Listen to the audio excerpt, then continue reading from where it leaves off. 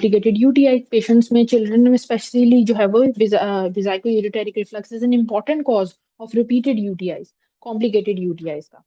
ठीक है जी। So what happens in a vesico ureteric reflux, normally क्या होता है, हमारे जो यूरिटर्स होते हैं उनका डिस्टल पार्ट्स हमारे ब्लैडर में इंसर्ट होता है, and the intramucosal part is designed in a way कि जब हमारा ब्लैडर कॉन्ट्रैक्ट करता है, the intramucosal part of ureters close, ताकि ब्लैडर से यूरिन वापस रिफ्लक्स करके यूरिटर और फिर किडनीज में ना जाए और सारा यूरिन जो है वो आपका एक्सक्रीट आउट हो जाए।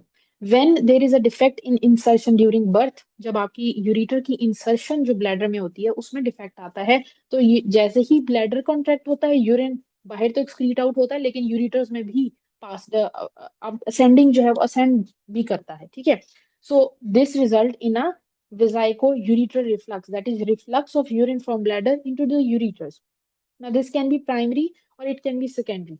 प्राइमरी VUR तो ये हो गया जिसका मैंने बताया कि एक डिफेक्ट होता है कि जिसमें हमारा स्ट्रक्चरल डिफेक्ट होता है, जहां आपके डिस्टल पार्ट ऑफ यूरिटर्स की इंसर्शन ब्लैडर में इस तरह से डिफेक्टिव होती है कि ब्लैडर की कॉन्ट्रैक्शन पे यूरिटर्स में भी यूरिन रिफ्लक्स करता है। सेकेंडरी वेसाइको यूरिटर रिफ्लक्स किसको कहते हैं और कब होता है? मैम उसमें या तो ब्लैडर का प्रेशर बढ़ जाता है, ऑब्स्ट्रक्टिव यूरोपैथी होती है, या फिर न्यूरोजेनिक ब्लैडर में होता है। Very good doctor.